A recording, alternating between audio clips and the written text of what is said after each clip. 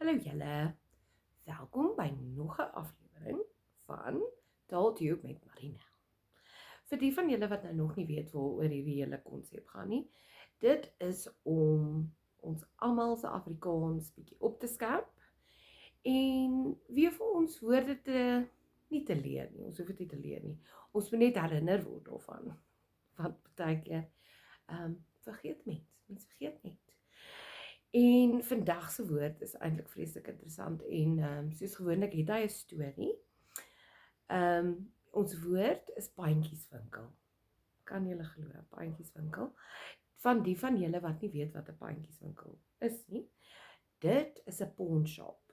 En die rede hoekom pandjieswinkel op ons lys is vir vandag, is die blote feit dat dit 'n vriendin van my totaal en al uitgebou het. Totaal en al uitgebou het, sy het nie geweet waarvan ek praat, toe ek vir haar sê, my voorhuis lyk soos 'n pandjieswinkel nie.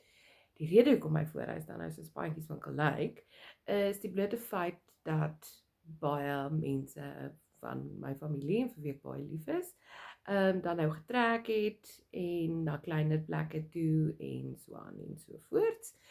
En ek toe nou met 'n klomp detjies en daadjies sit. Nie net detjies en daadjies nie, groot goed ook, so sitkamerstelle byvoorbeeld. En toe ek vir haar sê, dit is hoe dit hier by my lyk, en totaal en al chaoties is, toe sê sy vir my, sy is nou jammer, maar sy weet glad nie waarvan ek praat nie. Toe sê ek vir haar, my vriend, 'n pandjieswinkel is 'n pawnshop. Nou, bietjie agtergrond daaroor.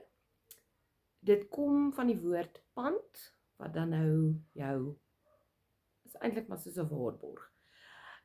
Jy gee iets in ter waarde van, jy kry dit, en wanneer jy dan nou jou lening terugbetaal het, dan kry jy jou goed terug. Dit is maar basies waaroor dit gaan. Of jy kan goed verkoop, want jy het dit nie meer nodig. So, pandjieswinkel is 'n baie lekker woord om te gebruik in plaas van die Engels, vir die blote feit dat jy jouself net glad nie kan weerspreek nie.